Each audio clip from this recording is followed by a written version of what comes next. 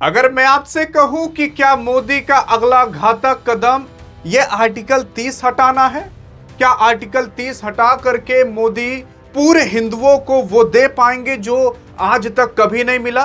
क्या वो इंसाफ हिंदुओं को मिल पाएगा जो 1950 से आज तक दबा करके रखा गया है?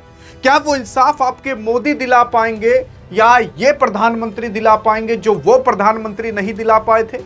सवाल ये उठता है कि आखिरकार आर्टिकल 30 कहता क्या है, आर्टिकल 30 बनाया क्यों गया था, आर्टिकल 30 के अंदर ऐसी कौन सी चीजें लिखी हुई हैं जिसकी वजह से आप और हम जितने भी हिंदू भाई बहन हैं वो आज तक दबे रहते हैं, उनको कोई भी सुविधा नहीं मिल पाती। और अगर आज यही आर्टिकल 30 ना होता तो आप कहते कि अरे वाह, दुनिया के अंदर हिंदू ही हैं सब कुछ। ऐसा होता अगर एक ये कानून ना होता। सवाल ये उठता है क्या मोदी कर पाएंगे, और अगर मोदी ने कर दिया तो फिर इनको जीतने से भी कोई रोक नहीं पाएगा। हाँ, क्योंकि अगर आप देखने की कोशिश करोगे तो हाल फिलहाल कहा जा रहा है कि इस बार जो सदन चल रहा है उस सदन के अंदर आर्टिकल 30 को हटाने की पेशकश जरूर की जाएगी। यह आर्टिकल 30 है क्या, किस तरीके से बना था, क्या इसमें लिखा गया है, इसके बारे में चर्चा करते हैं। लेकिन एक बार यह देखते हैं, ऐसा कहा जाता है कि पंडित जवाहरलाल नेहरू ये आर्टिकल 30 लाना चाहते थे, लेकिन आपके जो सरदार वल्लभ भाई पटेल साहब थे वो आर्टिकल 30 के विरोध में थे, क्योंकि इसमें सभी हिंदुओं को दबा दिया जा रहा था। लेकिन देखते हैं कि आखिरकार क्या हुआ था। लोग ऐसा भी कहते हैं कि आपके सरदार वल्लभ भाई पटेल साहब जब इनकी मौत हो गई तुरंत इनके बाद आर्टिकल 30 को लागू किया गया था, क्योंकि सरदार वल्लभ भाई पटेल ये कह रहे थे कि मेरे जीते जी ऐसा नहीं होगा। लेकिन इसके पीछे की सच्चाई क्या है, आज आपके सामने दूध का दूध और वाटर का वाटर हो जाएगा। यार, अगर आप देखोगे तो हाल फिलहाल जो भारत का कॉन्स्टिट्यूशन लिखा गया है उसके शुरुआत के हम 3 भाग को देखते हैं। वैसे तो इसके कई भाग हैं, शुरुआत के 3 भाग के अंदर ये सारी चीजें छिपी हुई हैं। जैसे कॉन्स्टिट्यूशन का पहला भाग आर्टिकल 1 से आर्टिकल 4 तक है, यानी कि अनुच्छेद 1 से अनुच्छेद 4 तक है। फिर उसके बाद जो भारत का कॉन्स्टिट्यूशन है उसका जो दूसरा भाग है वो अनुच्छेद 5 से अनुच्छेद 11 तक है, ठीक है। फिर जो भारत का कॉन्स्टिट्यूशन है उसमें जो तीसरा भाग है वो अनुच्छेद 12 से अनुच्छेद 35 तक है। तो हमें ये पहले वाले भाग से दूसरे वाले भाग से कोई मतलब नहीं है, हमें मतलब है भाग 3 से, जिसमें 12 से 35 अनुच्छेद आते हैं, यानी कि 12 से 35 आर्टिकल्स आते हैं। तो यहाँ पर 30 आर्टिकल भी आएगा, क्योंकि 12 से 35 के बीच में 30 आता है और 29 आता है, क्योंकि 29 और 30 आर्टिकल ही बात करते हैं, किसी और चीज के बारे में नहीं, बल्कि जो हिंदुओं को नहीं मिला और जो माइनॉरिटीज को मिल गया। क्योंकि इसी आर्टिकल में ये सारी चीजें लिखी हुई हैं कि जो हिंदू हैं वो देश के अंदर मेजॉरिटी में है, ज्यादा पॉपुलेशन में है, तो इनको वो सुविधा नहीं मिलेगी जो मुसलमान, जो सिख, जो ईसाई को मिलेगी। क्यों? क्योंकि वो अल्पसंख्यक हैं, वो कम संख्या में हैं, तो उनको कुछ ज्यादा सुविधाएं मिलेंगी और हिंदुओं को सुविधाएं नहीं मिलेंगी। मतलब अगर हिंदू कोई मंदिर बनाते हैं तो उस पर पूरा का पूरा ध्यान रखा जाएगा, सारा कागज, सारा पत्थर, सब कुछ कंप्लीट होना चाहिए और आप कुछ कर भी नहीं सकते। लेकिन वहीं पर अगर आप एक मस्जिद बनाते हो या मदरसा बनाते हो या चर्च बनाते हो तो आपको पूरी छूट दी जाएगी, और प्लस सरकार की तरफ से कोई निगरानी नहीं बल्कि आपको मदद की जाएगी। हाँ जी हाँ, मतलब कुछ ऐसा ही था। और अब सोचिए ये हिंदुओं के लिए सही है कि गलत। उस हिसाब के अगर आप देखोगे, जब 1950 चल रहा था, 1947 चल रहा था, जब भारत आज़ाद हुआ था, तो लोगों ने सोचा कि ठीक है यार, अच्छी तो बात है, क्योंकि तब मुसलमान ना भारत के अंदर बहुत कम थे। अरे जनसंख्या कुछ 20-30 करोड़ ही रही हुई होगी, और उसमें भी जो मुसलमान हैं वो कितने कम होंगे, जो सिख होंगे वो कितने कम होंगे, जो ईसाई हैं वो तो और कम होंगे। तो ऐसा सोचा जा रहा था कहीं कहीं पर ईसाई लोग हैं तो उन लोगों को चलो ये बेनिफिट दे दिया जाएगा, और हिंदू तो पूरे के पूरे थे। लेकिन अब कौन जान रहा था कि भैया धड़ाधड़ धड़ाधड़ धड़ाधड़ सब पैदा होते चले जाएंगे और जनसंख्या मारेगी वर्ल्ड की नंबर 1, और इतने मुसलमान भारत के अंदर हो जाएंगे उतने पाकिस्तान के अंदर नहीं है। यही सच्चाई है। तो अब कोई ऐसा सोचा नहीं था, लेकिन ऐसा हो गया, तो अब दिक्कत पैदा हो रही है यहाँ पर। लेकिन उससे पहले देखते हैं कि आपके जो सरदार वल्लभ भाई पटेल थे वो क्या कह रहे थे। तो देखो यार, ये आर्टिकल 30 की हम बात कर रहे हैं, जिसके अंदर हिंदुओं को कुछ नहीं मिल पाया, बल्कि जो था वो भी छीन लिया गया, और बाकी जो अल्पसंख्यक यानी कम संख्या वाली जाति वाले लोग हैं उनको बहुत ज़्यादा कुछ मिला। आप कहोगे कि यार कहाँ मुसलमान कम है, तो उस समय के हिसाब से कम मुसलमान थे तो उन लोगों को वो बेनिफिट दिया गया था। आज भी वो बेनिफिट है, बल्कि हिंदुओं को ही नहीं मिल पाता है। तो सरदार पटेल साहब के बारे में बात करते हैं। जो ये सारी चीज़ें बनाई जा रही थी, कॉन्स्टिट्यूशन की ये सारी चीज़ें बनाई जा रही थी, तो उसके लिए एक कमिटी बनाई गई थी जिसका नाम एडवाइजरी कमिटी ऑन माइनॉरिटी था। मतलब माइनॉरिटी के ऊपर कुछ नियम कानून बनाया जाए, आर्टिकल 29 और 30 के अंदर जोड़े जाएं। तो उसके चेयरमैन ही आपके सरदार पटेल साहब थे। मतलब आप खुद सोचो, जब उसके चेयरमैन ही आपके सरदार पटेल साहब थे, वो कैसे आपके पंडित जवाहरलाल नेहरू झगड़ा किए होंगे। तो झगड़ा उगड़ा वैसा नहीं हुआ था। हाँ, एक बार सरदार पटेल साहब कहे थे कि यार ऐसा नहीं होना चाहिए, लेकिन हो गया। फिर अगर आप देखोगे तो आर्टिकल 30 जो था वो 1947 के अंदर उसका ड्राफ्ट पूरा का पूरा बना करके रख लिया गया था। मतलब आर्टिकल 30 बन चुका है। फिर 1947 के एक ही साल बाद जब 1948 और 1949 आता है, तब इसको झगड़ा उगड़ा करके जो गवर्नमेंट रहती है वो कैसे भी करके पास करा लेती है। तो अब 1949 के अंदर लगभग ये पास हो चुका है। फिर उसी के ही बाद कुछ समय आता है 26 नवंबर 1949। मतलब अब ये सारी चीजें पास हो चुकी हैं, ये नियम कानून बन चुका है। अब ये बन चुका है, याद रखिएगा, बस इसको 26 जनवरी 1950 को कॉन्स्टिट्यूशन लागू कर दिया गया। तो 26 जनवरी 1950 को देखोगे आप रिपब्लिक डे मनाया जाता है, लेकिन जो संविधान था वो बनकर पूरा का पूरा बन चुका था 26 नवंबर 1949 में ही। बस उसी के एक महीने बाद, मतलब 2 महीने बाद, क्योंकि उसके बाद दिसंबर आएगा फिर जनवरी आएगी तो 1950 लग जाएगा। 2 महीने बाद पूरा जांच पड़ताल करके कॉन्स्टिट्यूशन को 2 महीने बाद लागू किया गया 26 जनवरी 1950 को। तब ये आर्टिकल 30 भी लागू हो गया। और आप देखोगे सरदार पटेल साहब का जो देहांत था वो 15 दिसंबर 1950 को हुआ था, और कॉन्स्टिट्यूशन लागू कब हो गया था पूरी तरीके से 26 जनवरी 1950 को। तो मतलब इसके कम से कम 11 महीने बाद आपके सरदार पटेल साहब का देहांत हुआ था। तो इससे क्या पता चलता है? कुछ लोग कहते हैं कि जैसे सरदार पटेल साहब का देहांत हुआ तुरंत ही आर्टिकल 30 को लागू कर दिया गया, बल्कि आर्टिकल 30 26 जनवरी 1950 को लागू हुआ, उनका देहांत कम से कम 11 महीने बाद हुआ था। तो ऐसा मत कहिएगा कि भैया आपके ये दोनों एक विरोधी थे, ये नहीं लागू होने देना चाह रहे थे, ये लागू होने देना चाह रहे थे। ऐसा था नहीं। थोड़ा बहुत इन दोनों के बीच हिचकिचाहट मची थी कि यार लाया जाए कि ना लाया जाए, लेकिन ऐसा नहीं हुआ था कि एकदम से कट्टर दुश्मनी घूसा उसा मार कर लियो, तो ऐसा नहीं हुआ था। तो अगर कोई कहे कि भैया तो ये अफवाह है जो कि अभी हाल फिलहाल उड़ाई जा रही है कि ये दोनों कट्टर विरोधी हो गए थे, ये कह रहे थे हम नहीं लाने देंगे, ये कह रहे थे हम लाएंगे, तो ऐसा उतना ज़्यादा नहीं हुआ था। थोड़ा बहुत हुआ था मुठभेड़ कि हाँ चलो यार नहीं लाना चाहिए, ऐसा हिंदुओं के साथ क्यों किया जाए। अब इसमें है क्या, हम एक बार डिटेल से समझते हैं। तो देखो यार, 15 अगस्त 1947 को भारत आज़ाद हुआ। उसके 3 साल बाद लगभग 26 जनवरी 1950 को भारत का संविधान लागू हुआ। भारत एक नियम के हिसाब से अब चलेगा, और वहां पर आप देखोगे उस टाइम हिंदू की जो पॉपुलेशन थी वो बहुत ज़्यादा थी, और जो मुस्लिम की पॉपुलेशन थी वो तो लगभग पॉपुलेशन पाकिस्तान के अंदर भाग चुकी थी, कुछ पॉपुलेशन यहाँ पर बचे थे। तो पंडित जवाहरलाल नेहरू कहे कि यार चलो ठीक है, बहुत ज़्यादा नहीं है, उसमें कौन सी दिक्कत की बात है। तो जो पाकिस्तान था वो टोटली मुस्लिम कंट्री बन गया।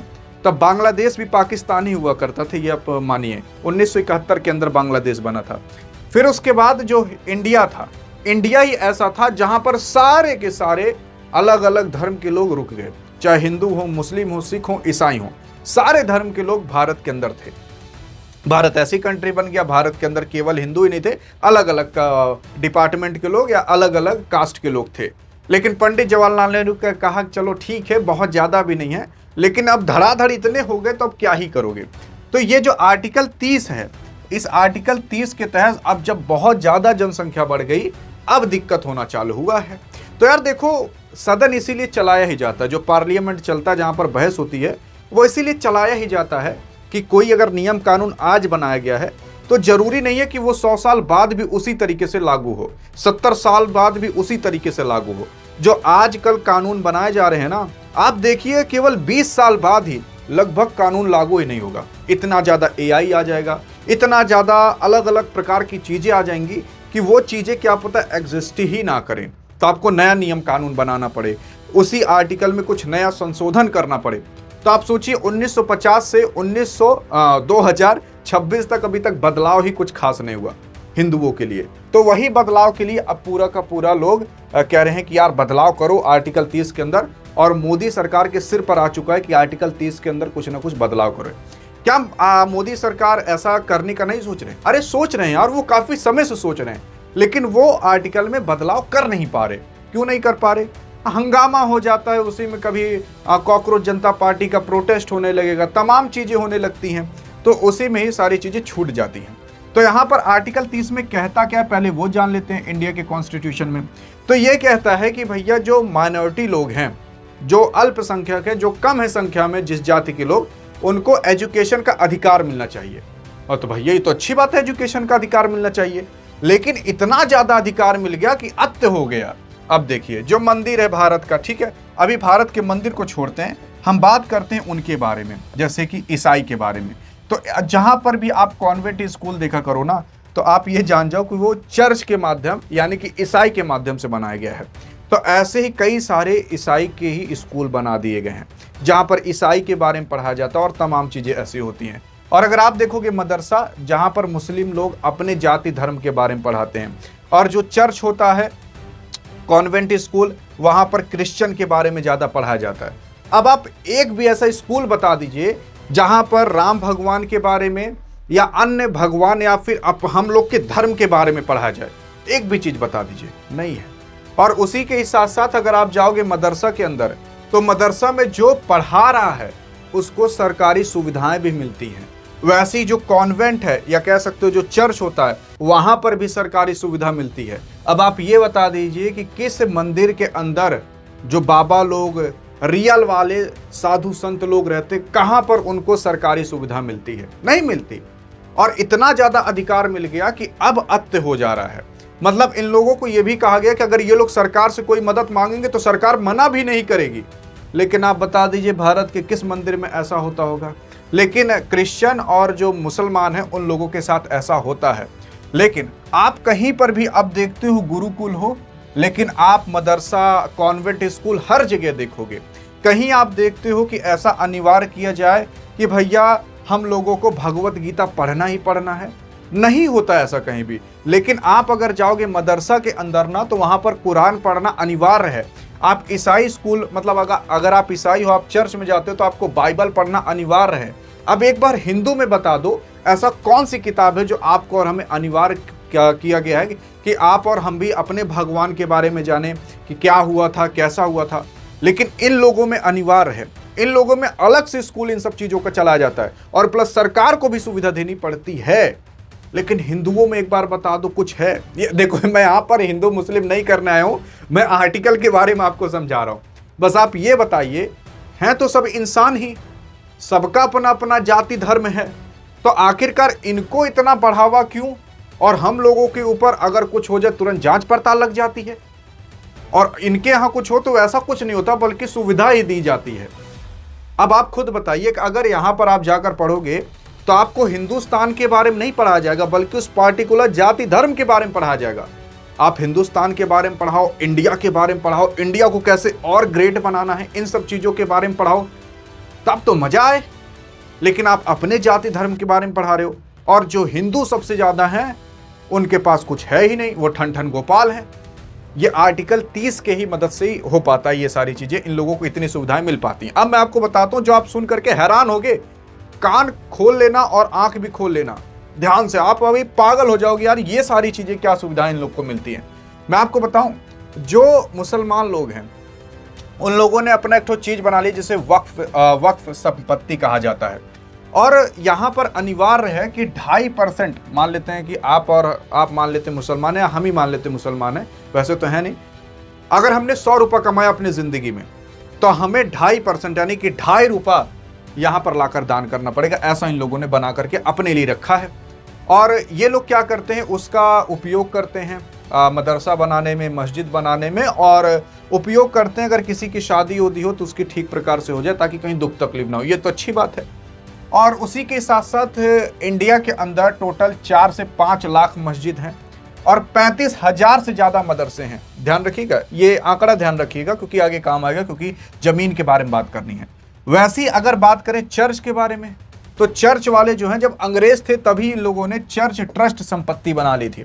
तो चर्च ट्रस्ट के अंदर कुछ लोग पैसा डालते हैं, विदेश वाले भी डालते हैं। तो यहाँ पर ये लोग उस पैसे का इस्तेमाल करके हॉस्पिटल बनाते हैं, स्कूल बनाते हैं, कॉलेजेस बनाते हैं। ये तो अच्छी बातें बनाते हैं, लेकिन भैया यहाँ पर 73,000 से ज़्यादा चर्च हैं और इन लोगों के माध्यम से बनाए गए 60,000 से ज़्यादा स्कूल चलते हैं। अब आपको ये पता होना चाहिए कि इंडिया में अगर सबसे ज़्यादा कहीं पर भी धर्म परिवर्तन हुआ है तो वो इन्हीं दोनों में हुआ है। आप केरल में जाकर देख लीजिए कितना धर्म परिवर्तन, हिंदू से मुसलमान, हिंदू से क्रिश्चियन, ये सारी चीज़ें होना जरूरी है। अब आप ये बताइए कि भारत में ही जो हिंदू हैं उनको कौन सी सुविधा मिली है? अब आप देखोगे जैसे इन लोगों ने वक्फ संपत्ति बना ली, अपना उपयोग कर रहे हैं। ये लोग सरकार को पैसा नहीं देते, ये लोग अपना उपयोग करते हैं। अब यहां पर आया मान लेते हैं 100 करोड़ रुपए, 20 करोड़ रुपए का स्कूल बनवा दिए, 80 करोड़ रुपए कहां गए? इन सब चीजों का जवाब अगर यही सेम हिंदुओं के मंदिर में हो, हाहाकार मच जाता है। राम मंदिर में लूट हो गई, ये हो गया, वो हो गया, लेकिन इन लोगों के यहां कोई पूछने तक नहीं आता।